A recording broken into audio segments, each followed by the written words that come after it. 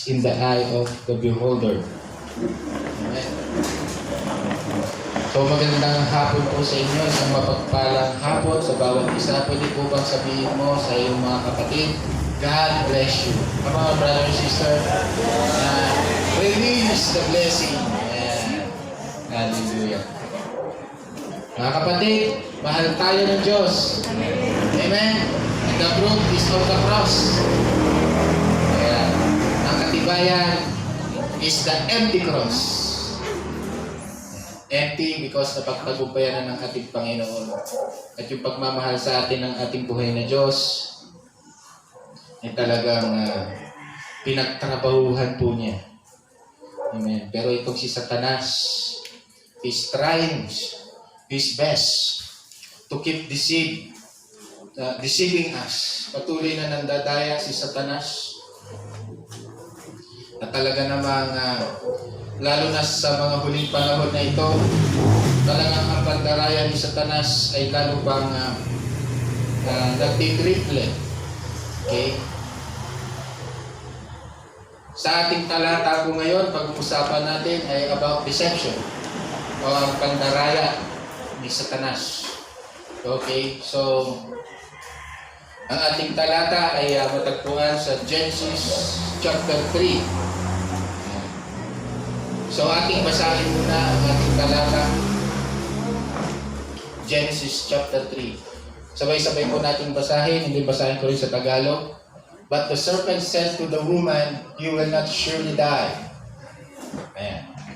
For God knows that when you eat of it, your eyes will be open and you will be like God, knowing good and evil. So when the woman saw that the tree was good for food, and that it was a delight to the eyes, and that the tree was to be desired to make one wise, she took of its fruit and ate. And she also gave some to her husband, who was with her, and he ate. Then the eyes of both were opened, and they knew that they were naked, and they sewed fig leaves together and made themselves loincloths. Okay? Sa Tagalog, okay. Ang ahas ang pinakatuso sa lahat ng hayop na nilikha ni Yahweh. Minsan tinanong nito ang babae, "Totoo bang sinabi ng Diyos na huwag kang kakain ng anumang bungang kahoy sa halamanan?" Tumugon ng babae, "Hindi naman. Ipinakakain sa amin ng anumang bunga sa halamanan. Huwag lamang ang bunga ng puno na nasa gitna niyon. Pag kami raw ay kumain ng bunga nito o humipo man lamang sa punong yaon, ay mamamatay kami." Hindi totoo iyan. Hindi kayo mamamatay, wika ng ahas. Ngayon ang sabi ng Diyos, sapagkat alam niya kung kakain kayo ng bunga nun, magkakaroon kayo ng pagkaunawa. Kayo'y magiging parang Diyos. Malalaman ninyo ang mabuti at masama. Napakaganda sa paningin ng babae ang punong kahoy, at sa palagay niya'y masarap ang bunga nito. Naubuo sa isipan niya na mabuti ang maging marunong, kaya't pumitas siya ng bunga at kumain. Kumuha rin siya para sa kanyang asawa at kumain din ito. Nagkaroon nga sila ng pagkaunawa matapos kumain. Noon nila nalaman na sila'y mga hubad, kaya kumuha sila ng mga dahon ng igos. Pinagtagpi-tagpi at ginawang panakip sa kanilang hubad na katawan. Amang Diyos, salamat po muli sa biyaya ng iyong salita. Tunay na napakatapat mo, Diyos, na patuloy na ginagampanan mo, O God, ang iyong gawain. You are continually feeding us, your flocks, O Lord. At kailangan nga po namin ito, Diyos. Panginoon, salamat po sa bawat isa sa amin na makapakinig ng iyong salita. It is a privilege, O Lord. Thank you so much. And Lord, cover us by your presence. Holy Spirit, minister with us, O Lord. And this we ask in the name of Jesus. Amen. Yeah. So, ang pointers, pakita natin ha. So, pointers natin, why Satan deceive us? Yan ang pag-uusapan natin. Bakit tayo dinadaya ni Satanas? Mga characteristic of Satan deception. Ano ba yung mga katangian na makikita sa pandaraya ni Satanas? Pangatlo, paano hindi madadaya? How not to be deceived? Okay. Pang-apat, mga palatandaan o signs that you are deceived. Okay. At pang-lima, the danger of deception. Dahil ang sabi ko po kanina, itong si Satanas, unang-una na dinaya niya na tao ay walang iba kundi sila Adan at Eva. At dito nga sa ating binasa, nakita po natin kung paanong ginamitan ng katusuhan ni Satanas upang malinlang niya itong si Adan at Eva. Actually, bago pa dayain ni Satanas si Adan at Eva, ay nagawa niya ng dayain ang 1/3 of the angels of God. That is found in the Revelation chapter 12, na kung saan tinangay ni Satanas ng kanyang buntot. Because Satan is also binipigure siya ng isang dragon. Okay, kaya dragon na meron siyang buntot. But it is just a figure, hindi naman talaga gano'n ang itsura ni Satanas. Pag sinabi kasing Satanas, lalo na pagkabataan ng tinanong mo, may sungay, may buntot, tapos minsan may pangil, minsan wala. Tapos may ibang kulay, merong ako nakita, kulay violet Meron naman kulay pink. Very commonly red. But the truth is, Satan ay isang kaakit-akit na pagmasdan. In Isaiah chapter 14, tinulad siya sa isang bituing marigit. Magandang pagmasdan. Okay? Kaya do not think na si Satanas ay pangit. Okay?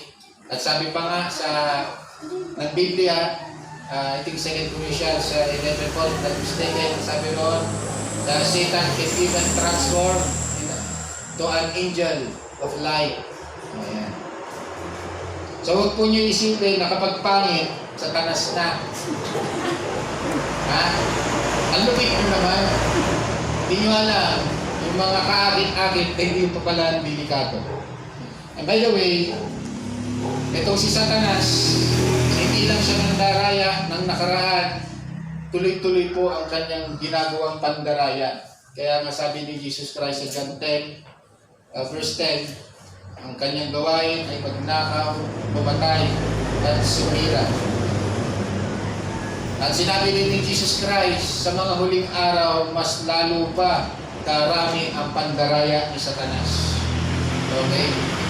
Kaya ngayon, if you are aware, and I believe so because you are a true believer of our Lord Jesus Christ, you are not ignorant of the Word of God, nakikita naman po natin na napakarami na po talaga nangyayari deception si Satanas sa panahon na ito. And we have to understand that even angels nadaya niya. Adam and Eve, nadaya rin niya. Wala pang, itong sila Adam and Eve, kung tutuusin na sila ay very knowledgeable sa Diyos, pero nagawa pa rin yung dayain. Kaya very important itong topic nating hapon about Satan's deception. Who knows? Maybe one of us ay nadadaya na pala. Hindi mo lang alam. Okay? So, point 1, umpisahan natin. Bakit tayo dinadaya ni Satanas? One simple answer for us to commit sin. Upang tayo ay magkasala. Yes, magkasala. Simple lang. Ganun lang kasimple ang dahilan kung bakit gusto niya tayong dayain. Satan wants us to commit sin. Simple lang. Pero alam po ba ninyo, Kahit simple lang, ay ginagawa ni Satanas ang pinaka-tusong paraan para ikaw ay magkasala. Okay? At by the way, si Satanas, hindi lang isa ang paraan niya para ikaw o ako ay dayain. Satans have hundreds, thousands, and maybe millions way para tayo ay dayain. Napakaraming paraan. At sabi nga ng Biblia, itong si Satanas, gumamit siya ng craftiness o ng kanyang katusuhan. I have a simple analogy. Let's say ang kasalanan ay isang pagkain nakakadiri. Ang talagang hindi mo gustuhin kainin. Mag-isip ka na ng pagkain nakakadiri. May uhod-uhod pa. Let's say yun ang presentation ng kasalanan. Ang kasalanan ay parang isang pagkain nakakadiri, madumi. Sa tingin nyo ba, sasabihin ni Satanas na yung pagkain o kainin mo, nakitang-kita mong kadiri? Of course, hindi mo kakainin. Tama? Kaya ang gagawin ni Satanas, tatakpan niya yung maruming pagkain na kadiri. Babalutin niya ng mga wrappings o hindi kaya sugar coating para hindi mo makita na yung pagkain ay kadiri. Tama? Para naman ganoon ay presentable kapag binigay niya na sa iyo yung kasalanan o pinasway ka ng kainin mo yung kasalanan. Ganyan, kung i-example ko si Satan, gagamit siya ng katusuhan. Hindi sasabihin sa iyo ni Satanas na sumamba ka sa Diyos-Diyosan. Ang gagawin ni Satanas ay gagamit siya ng himala sa ribulto para sambahin mo. Hello? Kasi napaka-obvious naman. Okay? So, that is just an example. Marami pang paraan si Satanas para kagatin mo yung kadiring kasalanan. Hello? Ngayon, tignan natin yung dito sa ating talata, yung way ni Satan, hello baby, yung ginamit niya na pamamaraan para mandaya. So, ang napansin natin dito sa ating talata, gumamit siya ng kanyang dila. He persuade by means of tongue. Na tinanay niyang mandaya sa pamamagitan ng salita. Another thing, gumamit si Satanas ng tinatawag na persuasion by disguise. Nag-disguise siya. So una, gumamit siya ng mga tusong pananalita at pangalawa, gumamit siya ng disguise para i-persuade itong si Eva. Later on, nadamay si Adan. Okay. In persuasion by tongue, na ginamit ni Satanas na pandaya, ang sabi niya kay Eva, you will become like God. Yung salitang itong, you will become like God, ang sinasabi rito ni Satan yung Hebrew literature, ang ibig sabihin nito ay yung maging talagang Diyos. Katulad ng Diyos na independent. Okay? Hindi ito na yung katulad ng, by the way, when we say like God, for example, in 1 John 3 to, pakita natin mabilis anak yung 1 John 3.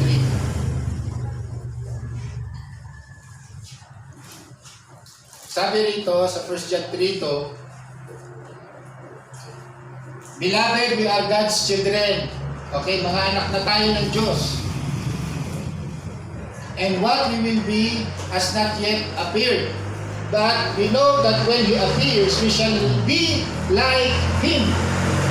Magiging katulad tayo ni Kristo. Because we shall see Him as He is. Ang ibig sabihin dyan, Okay? Tayo yung mga anak na, ibig sabihin tayo yung mga sumasampalataya na. At binigay na sa atin ng Espiritu Santo. Kaya tayo ay tinatawag na new man o new creation.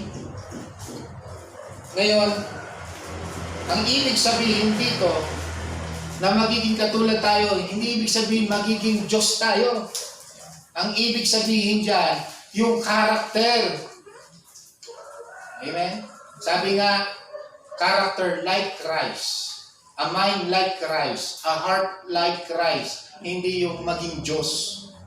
Dahil kahit kailan, ang Diyos lang ang nag-iisang Diyos. At hindi po pwedeng magkaroon pa ng Diyos. Lalo-lalo na katulad natin. So, balik tayo sa Genesis 3.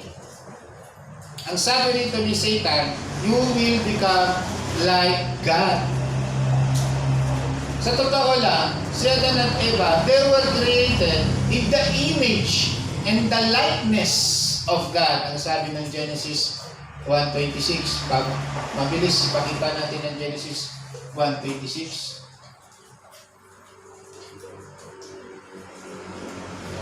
Then God said, let us make man in our image, after our likeness.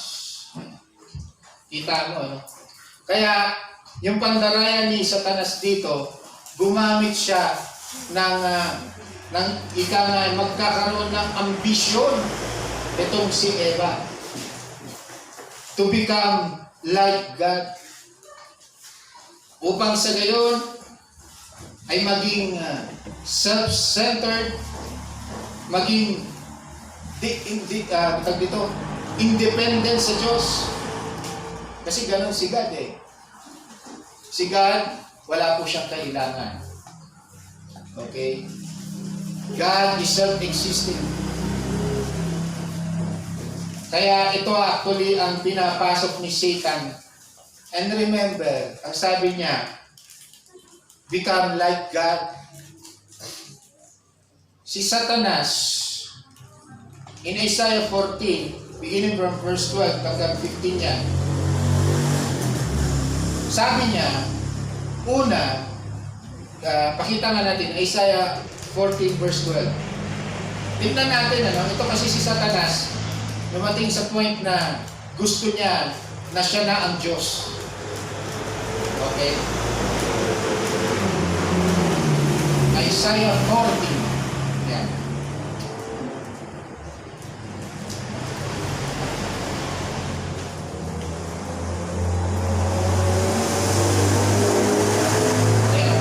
How you are fallen from heaven, O day star, son of dawn. How you are cut down to the ground, you who laid the nations low. And you said in your heart, I will ascend to heaven. Sabi na yung hindi pa siya Satanas, nung si Lucifer pa lang siya, ang sabi niya, aakit ako sa langit na kung saan, of course, naroon ng Diyos. Tapos sabi pa niya, above the stars of God, I will set my throne on high. Langit, tapos mga bituin, magtatatag siya doon ng kanyang trono. Will ascend above the heights of the clouds. I will sit on the mount of assembly, the farages of the north. Kasi sa langit, may mga trono pa dyan. Sabi niya, uupo siya doon sa pinakamataas na trono sa kongregasyon ng Diyos. At finally, sabi niya, I will ascend above the heights of the clouds, na kung saan yan yung pinakatrono ng Diyos na gusto niya, na doon na siya uupo. So in short, itong si Satanas, trinay niyang i-deceive si Eva sa pamamagitan ng ganitong ambisyon. Okay? Alam po ninyo mga kapatid, sa panahon po natin ngayon, and even from the past, sa totoo lang, marami nang na-deceive si Satan through this. Marami pong tao na ang gusto niya ay siya lang. Mabuhay siya without God. that no one is controlling him or her. Gusto niya siya lang. Yan ang katangian ng gustong maging Diyos. We say that I worship God, I honor God, pero totoo, kung susuriin ang buhay ng tao, siya talaga ang Diyos ng buhay niya. Kasi maraming nagsasabing, I honor you Lord, I worship you Lord, pero ako masusunod Lord. Hello? Di ganun eh. Kaya in reality, ang daming nadadaya ni Satanas ng ganito, to become like God. Yung wala kang under limitation ng mga kautusan ng Diyos. Gawin mo lahat ang gusto mo. Yan. At nakita natin na nagtagumpay si Satanas. Okay? Later on, sabi ni, tingnan natin Genesis 3:7 anak. Sabi rito,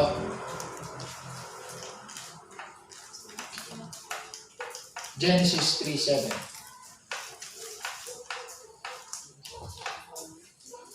Ito si Eva, sabi niya, then the eyes of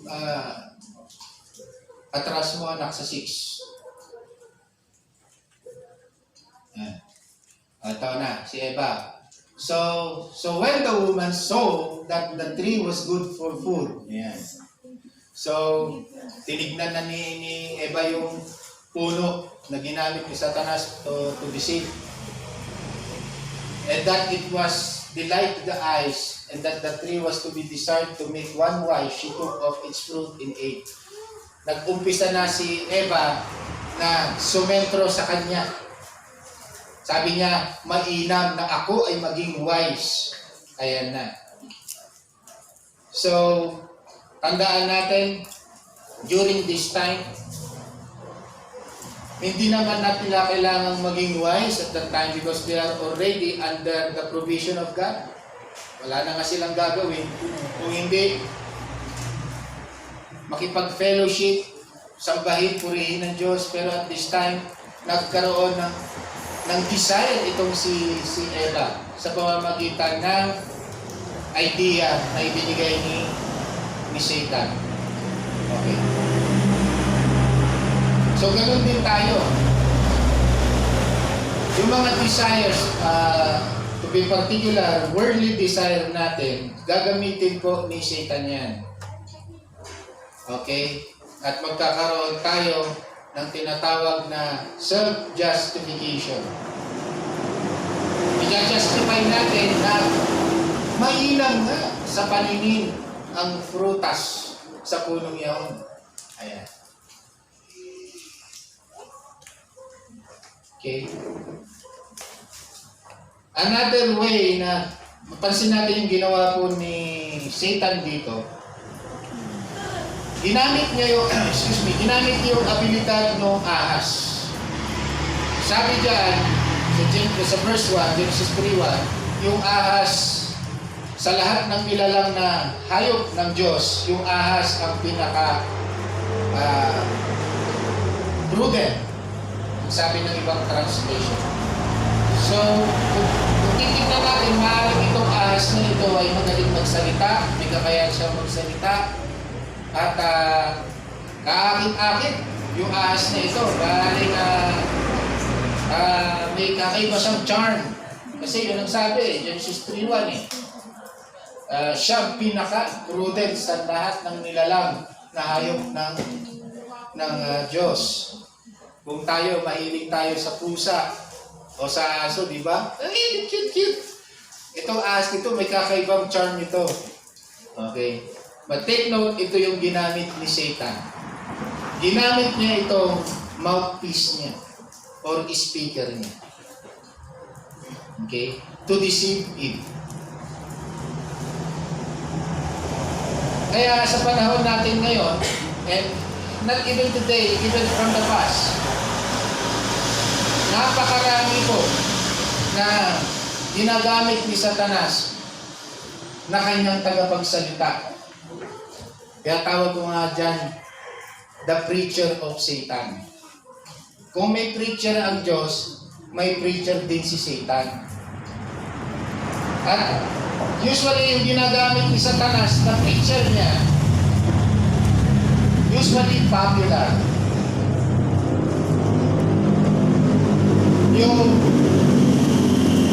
Yung malapit ang loob mo pag tinignan mo pa lang siya. Yan. Yung parang pag tinignan mo siya, hindi siya makapasag pinggan. Kaya ingat tayo. Okay? Kaya nga, nang tinuturo natin sa Bible study, kapag may nangangaral po sa inyo, ang titignan nyo yung turo, hindi yung dating. Hello? May mga preacher hindi nakakaantok. Gising na gising ka. Pero ang problema, lahat pala ng pinagsasabi niya, puro craftiness. Puro pandaraya pala. Okay? Tingnan mo si Apostol Pablo. May nakatulog.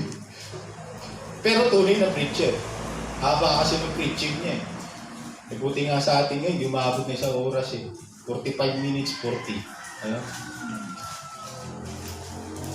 Ayan. So, iingat tayo. Pwedeng gumamit si Satanas ng mga craftiness. Okay? Hindi lang yan. Even gadget. TV. Radio. Okay? Nagsasalita yun eh. Tama? Pero tignan, mag-ingat po tayo sa pinapakinggan natin sa mga radyo, sa mga TV. Hindi yung ang dating ay makata. Ang hinahanap mo, ang tignan mo kung biblical yung sinasabi. Amen?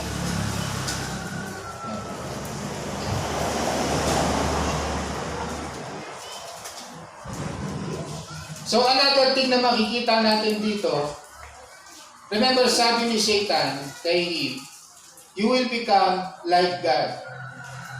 Sa totoo lang, Adam and Eve is already the children of God. Okay?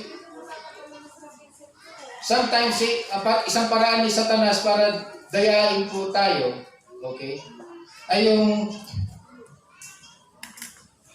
gagawin niyang sinungaling ang Diyos. For example, sinabi ng Diyos na, I will never leave you, I will never forsake you. So, salita ng Diyos yan. Ngayon, aatakihin ni Satanas yan. Napalalabasin niya na wala pa sa'yo, pero meron na. Yung pangako ng Diyos, I will never leave you, I will never forsake you, that signifies true freedom, true victory, true joy in the presence of the Lord. Pero paano gagayahin ni Satanas yan? Palalabasin niya na parang hindi ka pa malaya. Okay?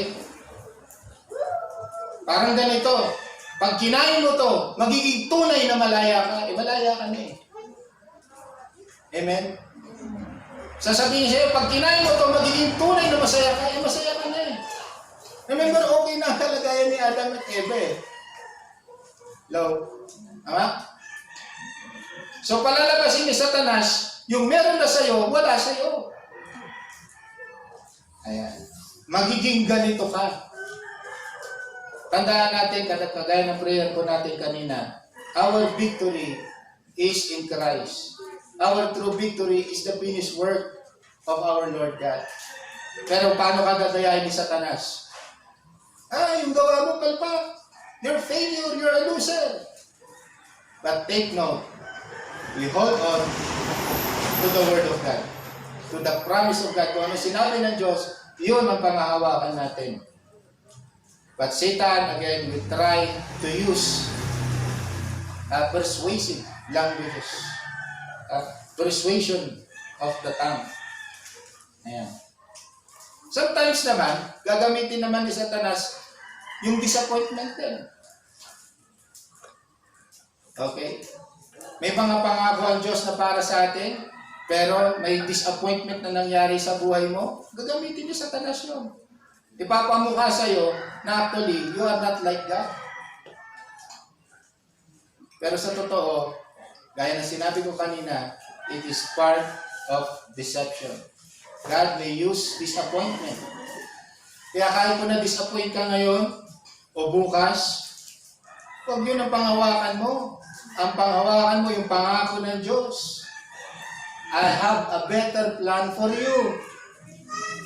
Amen? Eh, ano ngayon, kahit lang beses ka ma-disappoint, basta merong appointment si Lord na meron siyang tagumpay na ibibigay sa iyo. Amen? Yun ang hintayin mo. Yun ang panghawakan mo. Hindi yung deception ni Satan. Na maraming nagpapakamatay. Maraming nagpapakamatay dahil ilalatag ni Satanas itong mga disappointments sa buhay natin, mga palpak. Why ganito? Why ganyan? Why ganon? Forgetting what God had promised. That I have a better plan for you. Amen? Yun ang panghawakan po natin. Narinig na natin yung blessing in disguise. Meron din tinatawag na curse in disguise. Alam mo ninyo, nung itong si Satanas ay nag-disguise siya ng isang ahas, okay, mas lalo niyang na-deceive itong si Eva. So, kinumbinasyon niya pandaraya ng pananalita o katusuhan at tapos sinamahan pa ng nag-disguise. Remember ang sabi ni Satan, you will not surely die. Hindi ka mamamatay. Kaya sabi ng Diyos, sa oras na kumain ka niyan, mamamatay ka. Okay. Ngayon, nung kumain si Eva, muna siyang kumagat eh. Ano pong napansin natin sa talata? Nakita ba niya hubad agad siya? Hindi. Namatay pa siya. Physically, hindi. Kaya akala ni Eva, nagsasabi na totoo si Satanas. Kaya anong ginawa niya? Ay, bibigyan ko rin yung asawa ko. Effective eh. Hello? Alam mo, minsan pandayahan ni Satanas, ayaw niya ng isa lang ang biktima. Gusto niya may madadamay pa. Kaya si Eva na nadaya, dumating ang time, naging mandaraya rin siya. Hello? Ganun tayo eh. Ako before, I have to say the truth. I have to tell the truth, ano? Siyempre, musmus pa ako, wala pa ako alam. Yung aking ginagisnan na sabihin mo na lola ko, o kamag-anak ko, lolo ko, auntie ko, the rest. Nadaya sila, kaya later on, tinuro rin sa akin, pati ako nadaya, ano ibig sabihin yung pananampalatayang mali? Yung sumamba ka sa ribulto, mag-alay ka ng mga pagkain, sa mga patay. Eh, kanina ko ba natutunan yun? Alam mo sa sarili ko, may nagturo eh. Kasi yung nagturo na daya. Kaya later on, dinaya din ako. Eh, pasa-pasa na yung dayaan. Hello? Tama? Walang masama sa ginagawa natin mag-alay ng pagkain sa mga patay. Kasi wala pa nangyayari. Kung busy natin kapitbahay natin, kita mo, okay naman. Gumawa tayo, walang nangyari. Pero sinasabi ko po sa inyo, God cannot be mocked. Pag sinabi ng Diyos, mangyayari yun. Okay? Basahin natin yung Deuteronomy chapter 30. Bakit minsan ang pandaraya nagiging effective? Bakit pinapabayaan naman ng Diyos? Why God allows us na minsan itong si Satanas, yung kanyang pangbobola, nagiging totoo? Tingnan natin. Deuteronomy chapter 13, verse 1. Sige. Maganda mabasa ko rin sa Tagalog. mas... Okay. Sabi rito, Deuteronomy 13, if a prophet or a dreamer of dreams arises among you and gives you a sign or a wonder, next,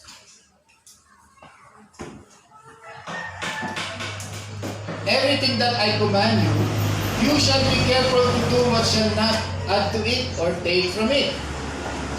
Next. Oh, kaya pala na, pati ako naalim ko inawa.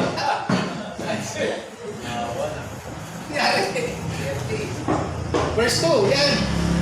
Bakit iba yung namin? Okay, and the sign or wonder that it tells you comes to pass. Okay?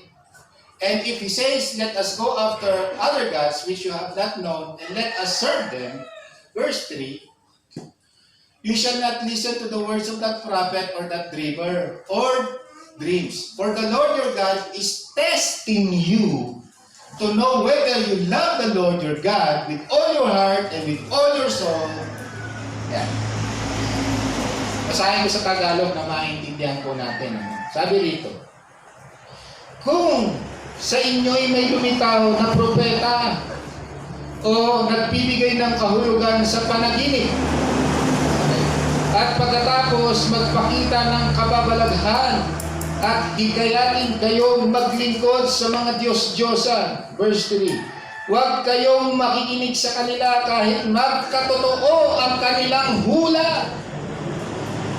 Yan ay pagsubok lamang sa inyo ng Diyos kung talagang iniibig ninyo siya ng buong puso at buong kaluluwa. Kaya hindi porket nagkatotoo,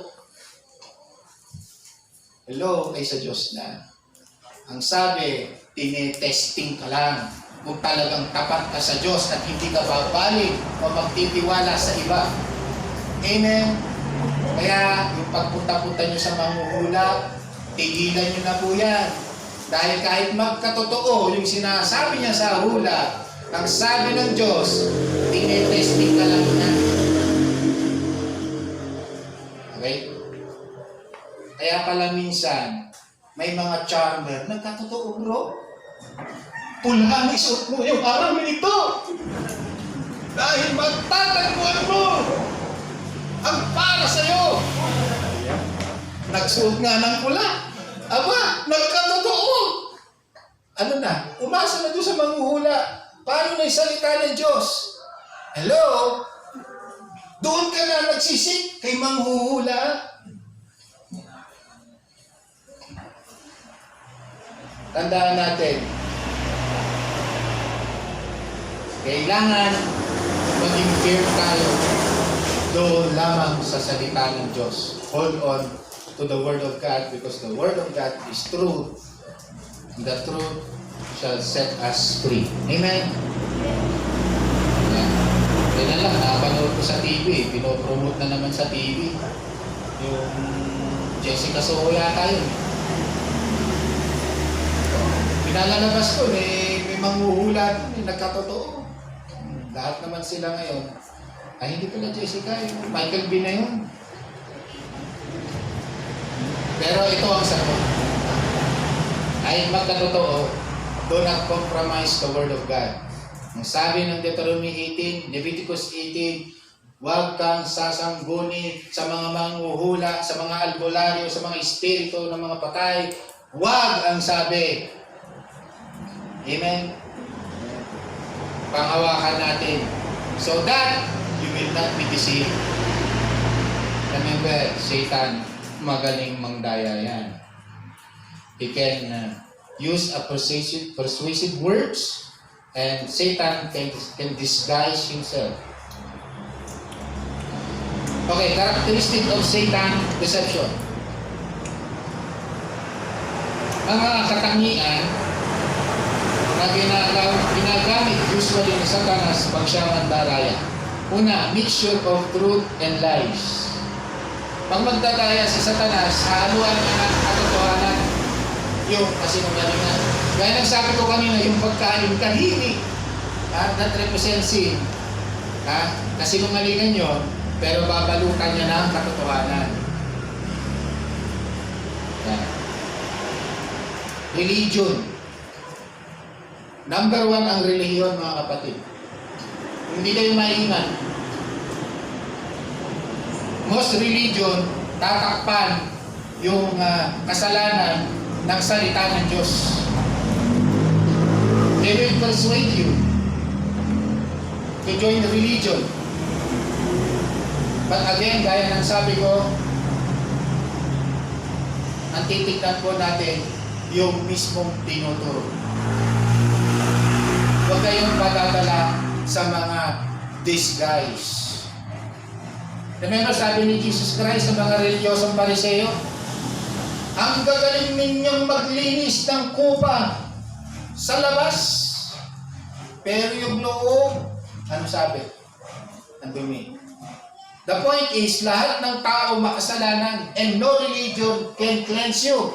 Hello? That is the truth. Kahit ano pang takip mo, kahit ano pang mukhang religyoso ka, hindi malilinis itong loob mo, mga kapatid. There's only one way na malinis ang loob mo. Paano po? Ang Diyos lang makakagawa nun. We say amen. At nililis tayo. Purihin siya. Hindi yan makukuha sa lahat kayo nakaputi pagpapasok ng church.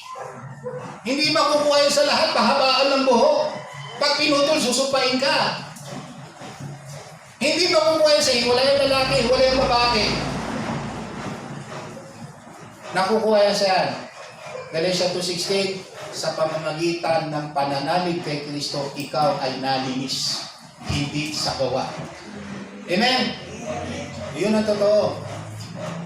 Kaya nga, ang church, ang totoo, ay puno ng mga makakasalanan, hindi ng mga santo. Hello? Naging santo lang tayo. Saan? Dahil sa kagandahang loob ng Diyos. Naging malinis tayo dahil sa kanyang pagmamahal. Pero kahit kailan, hindi sa ating gawa. That is the truth. So, mixtures of truth and lies. Okay? Another characteristic ng pandaraya ni Satanas, dadalahin ka na kung saan ikaw ang magiging sentro. Gagawin kanyang self-centered imbis na Christ-centered. Remember, sabi ni Satanas ulit, you will become like God. Niniling lang ni Satanas si Eva kung saan dinadala sa kanya, isinesentro kay Eva. Hello, we cannot be like God unless by the help of God. Hindi natin kayang gawin ang sarili natin like God. Amen? Only God can do that. Okay. Another characteristic ng pandaraya ni Satanas is putting doubt on God. Yan. Naglagay ng pag-aalinlangan eh. Remember, ang sabi ni Satanas, hindi, sabi niya, sinabi lang yun ng Diyos kasi kapag kumain kayo, magiging parang Diyos kayo. Take note ha, sinabi lang yun ng Diyos na kumbaga sa Juan, ang pinaparating ni Satanas ay merong masamang plano ang Diyos kila Adan at Eva at hindi nila dapat malaman. Yung point na yun, sinabi lang yun ng Diyos kasi kapag dinayin nyo to,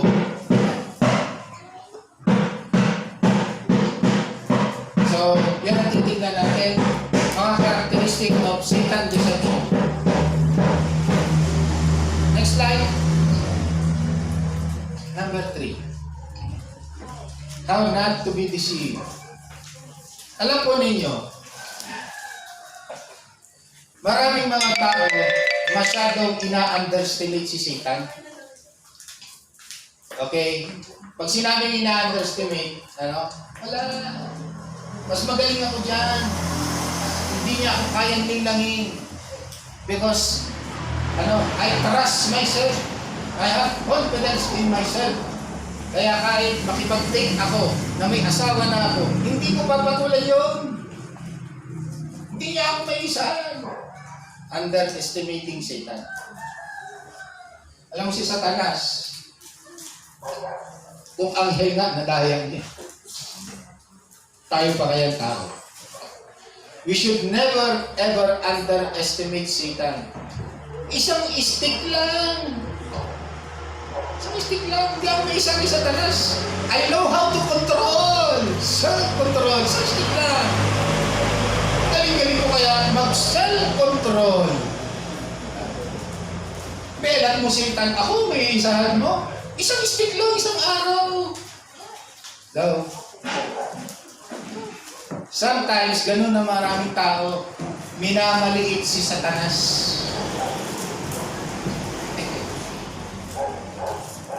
Ingat tayo, ano? Another thing, kung bakit tayo ay nalagaya. Una, ina-underestimate. Pangalawa, ino-overestimate naman. Naku!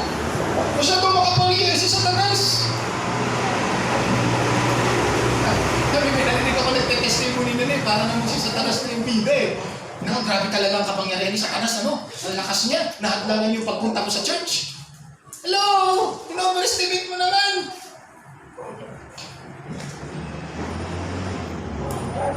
In-underestimate? In-overestimate? Pareho. Kapag ganyan, sigurado, may isa ka ni Satanas. Gustong-gusto ni Satanas na in-underestimate mo siya. Gustong-gusto din ni Satanas na in-overestimate mo naman.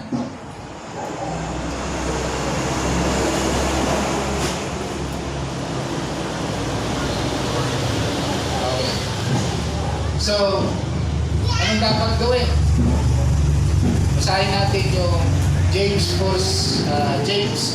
chapter 4 verse 6. James chapter 4 verse 6. Ang sabi, verse 6. Yeah. But He gives more grace, therefore it says, God opposes the proud, but give grace to the humble. Next, 7.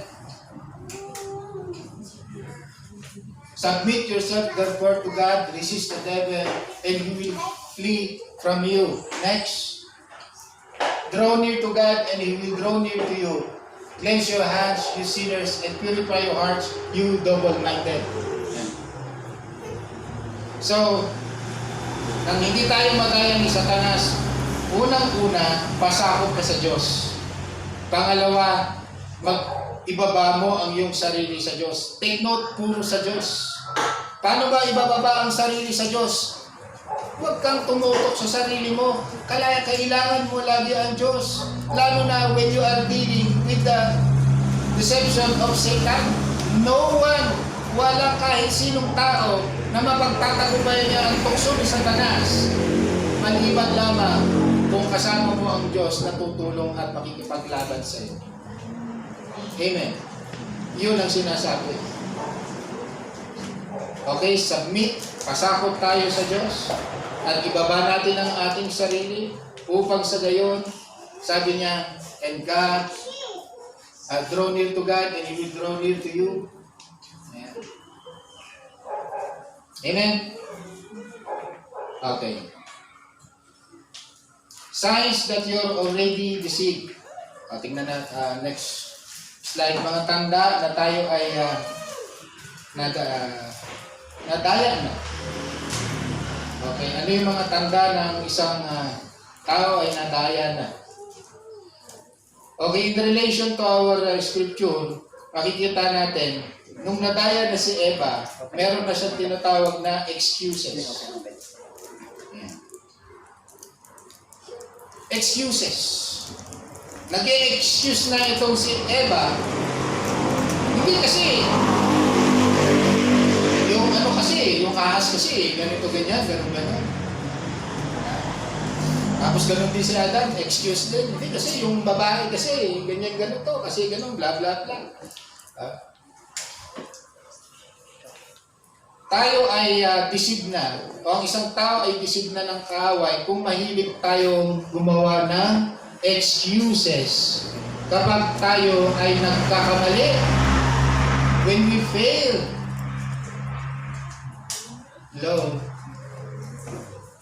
imbis na i-acknowledge mo ang Panginoon, imbis na mag-submit ka sa Kanya, imbis na mag-humble ka sa Kanya, you make excuses.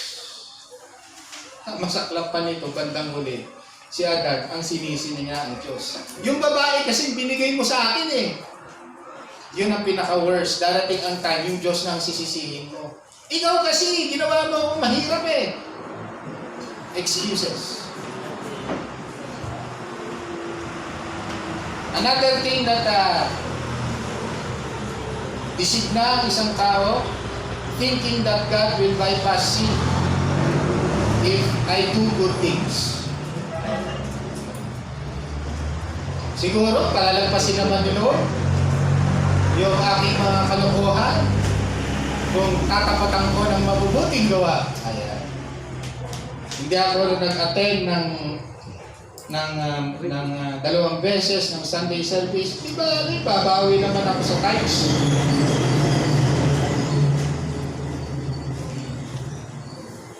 Yung mga failures natin, ang gagawin natin, tatapatan natin ng mabuting gawa, thinking na ipapaipas ng Diyos yung kasalanan natin.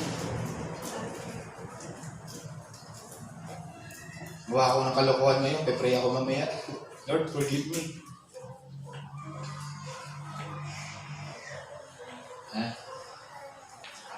Thinking that if I stay, okay, no? Yung nga, thinking that God will bypass my sin if I do good things. Ano ba ginawa ni Eva? Patapos nilang, alam nila, o sila na nagkasala na sila. Nagtakip ng fig tree. Ng fig leaves pala. Mabigat yung papuno. Ang dahon. Ha? Remember, ang sabi ng Diyos, fig tree, lahat ng nilalang ng Diyos, before the fall, is good. So, yung fig tree, good. So, tinakpan nila ng good things ang kanilang nagawang kasalanan, ang kuhubaran. Sometimes ganun tayo. Akala mo, gumawa ka ng kalokohan sa labas, pagpunta mo ng church, pag nag-praise the Lord ka, okay na si Lord? Hindi ganun. Naglasing ka. Bali, sa linggo, babawi ako, tatalon-talon ako. Hallelujah! Hallelujah! Akala mo naman, naisahan mo ang Diyos. Ginawa mo ng mga mangmang ang Diyos. Sahin natin, Galatians 6:7.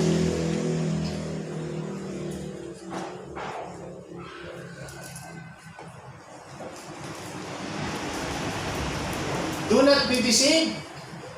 God is not mocked, for whatever one sow, that will he also reap. Sa Tagalog, huwag kang paloko, huwag kang padaya. Sapagkat ang Diyos, hindi mo pwedeng lokohin. I-ridicule. Na parang ginagawa mo siyang inuting. For whatever sow, that will he also reap. Kung anong tinanim mo, aanihin mo. Next verse.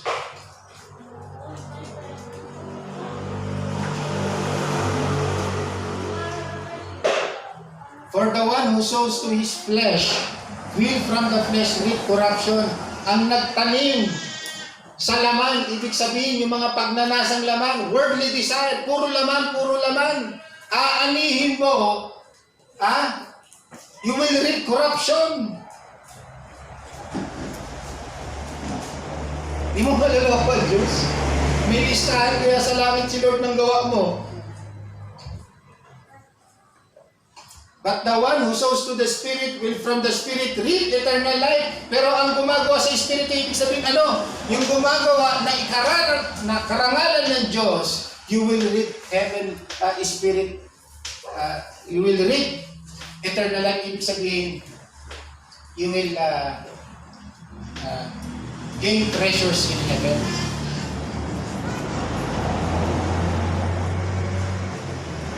Amen? Hindi natin maluloko. Ngayon, yes, of course, tayo naniniwala na kapag ikaw ay tinawag ng Diyos, you are one of the elect. Yes, you will not lose your salvation, but still, something will lose pag nakaharap ka na sa Panginoon. Hindi yung kaligtasan mo. Hindi ko na alam kung ano yun. But I guarantee you, pagka humarap na tayo doon, ilalatag pa rin ng Lord yan dyan sa'yo. Aanihin mo pa rin ang ginawa mong mabuti o ang ginawa mong masama kahit ligtas ka. 2 Corinthians 5:10.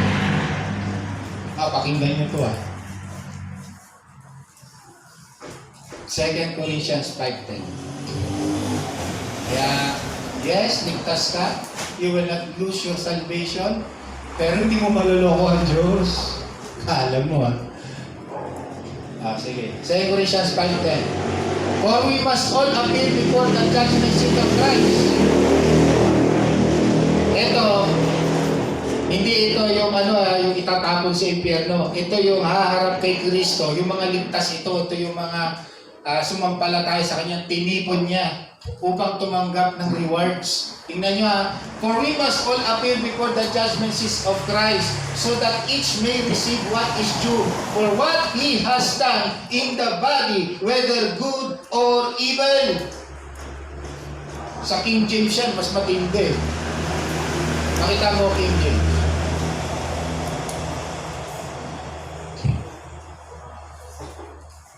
Ayan, King James. Sabi dyan,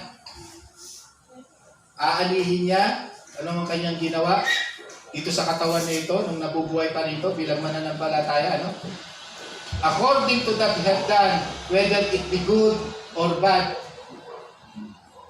Parehas pala yun. Alam mo, iba sa Tagalog pala yung sinasabi ko. Sa Tagalog yan, pag binasa mo, sapagkat gagantihan, ang sabi. Sapagkat gagantihan ng Diyos. Take note yung word gagantihan. Ang iyong ginawa, mabuti man o masama. It's not losing salvation. Pero sisiguraduhin ko sa'yo, may paniningil sa'yo ang Diyos bilang isang mananampalataya. Amen? Remember, sabi ni Jesus Christ, Matthew 25, ang mapagkatiwalaan ko sa maliit, pagkakatiwalaan ko sa malaki. Pero ang hindi ko mapagkatiwalaan sa maliit man lang na bagay, aalisin. Maraming aalisin sa'yo. Okay? Someday, tandaan ko natin itong mga kapatid ko sa Panginoon Jesus. Someday, haharap tayong lahat kay Kristo. Yung ginawa ko, na akala ko, naloloko ko ang Diyos, pananagutan ko yun. Maging kayo. Amen? Kaya sabi, do not be deceived. Minsan yan nakakalungkot, Kristiyano Tama naman yung pananampalataya. Pero, deceive. Deceive.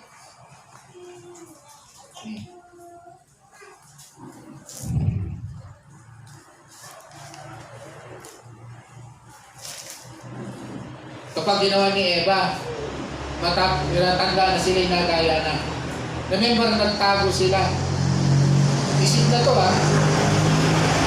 Nagtago sila dahil ang alam nila, makakatakas sila sa presensya ng Diyos. Sabi dito, thinking that if I stay away from God's presence, my sin remains in secret.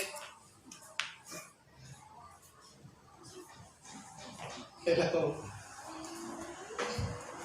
Hindi po ganun. Wala pong lihim na hindi na ilalagtag sa Panginoon. Okay? You cannot hide your sin from our Lord. Remember, balik tayo doon sa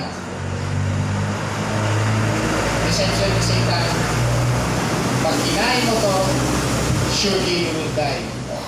Kumain si Eva, hindi naman namatay. Pinakain si Adan, diba? Hindi naman namatay. Pero pagkatapos nila pareho nang nagkasala, anong nangyari? Nagtago.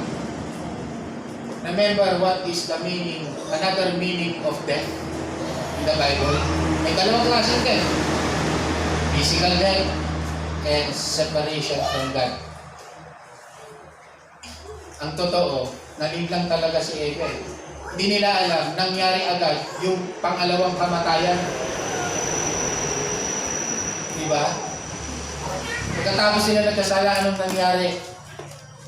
Adam and Eve separate themselves from God. They are hiding. Kaya pala tayo, pag nagkakasala po, talagang nararamdaman natin, alin? Malayo tayo sa Diyos. Pag ang isang Kristiyano, ang kanyang pamumuhay is living in sin, ramdam mo malayo ka sa Diyos. Totoo ba hindi? Kaya nga lamang, dahil God is a faithful God, minsan, siya na mismo ang pumupunta sa iyo. Hinahanap ka pa rin. Ganun nangyari rito. Lumalayo ang tao, pero dahil si Adan at Eva ay mga anak niya, talagang hinanap pa rin niya. Nasaan ka, Adan? Hinanap niya. Kaya, itabi yung grace ng Diyos.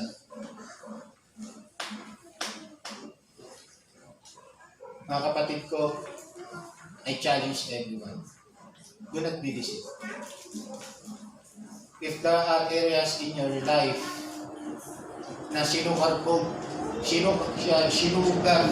ni Satan ang ginagawa mong kasalanan at patuloy mo itong kinakain, tigil mo na.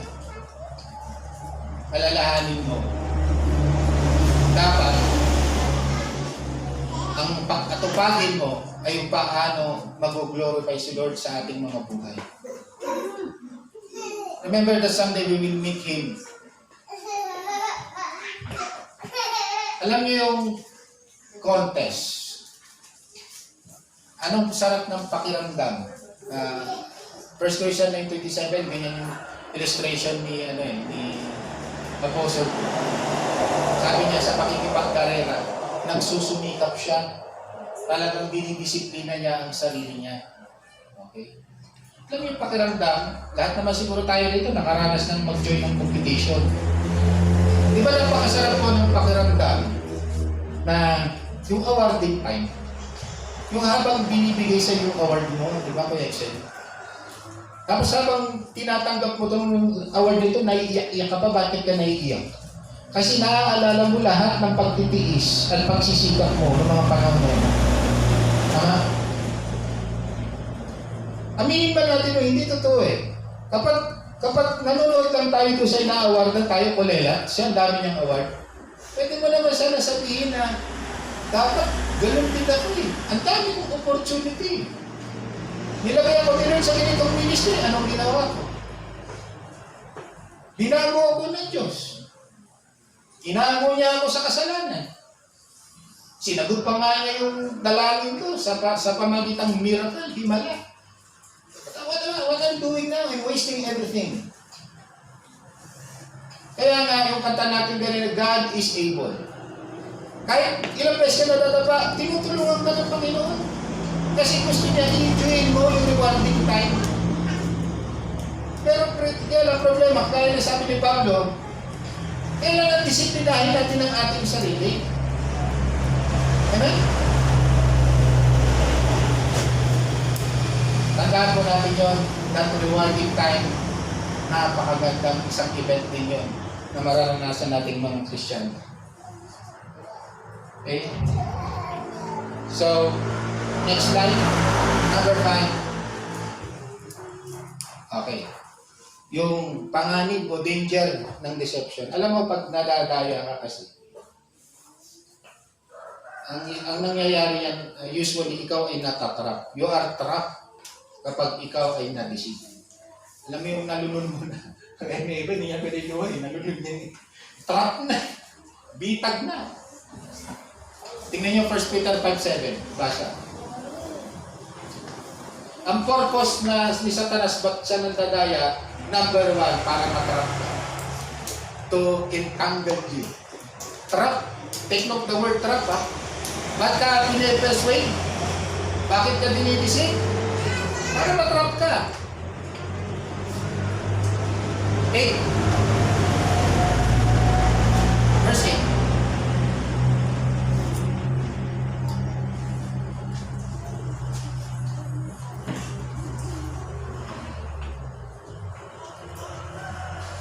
Okay.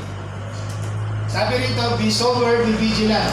Because your adversary, the devil, as a roaring lion, walk about seeking whom he may devour. Sa Tagalog yan, actually yung word na devour yan is yung masila. In short, matrap.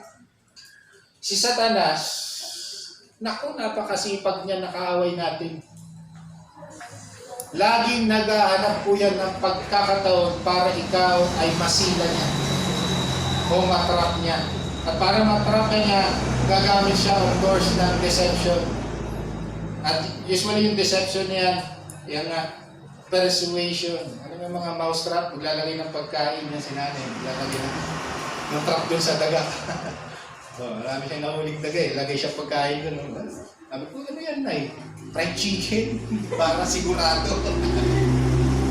Kaso minsan yung aso kumakain eh. Nay, ang galing naman ng daga. Bakit hindi nakain? Hindi na trap, pero wala na yung pagkain.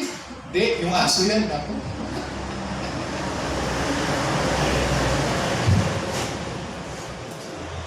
But going back, trap. Kaya ingat tayo. Pwede kang matrap sa addiction. Pwede kang matrap sa utang na hindi ka naman dapat nangungutang. Pwede kang maging matrap o maging bihag ng kasinungalingan. Alam mo yun, may kasabihan na yung kasinungalingan nanganganak. Kapag natrap ka ni Satanas, yung simpleng sinungaling mo, bilang tugtog-tugtog na. Kasi hindi lang yung itago eh. Tama? Pag natrap ka na, ang daming mawawala.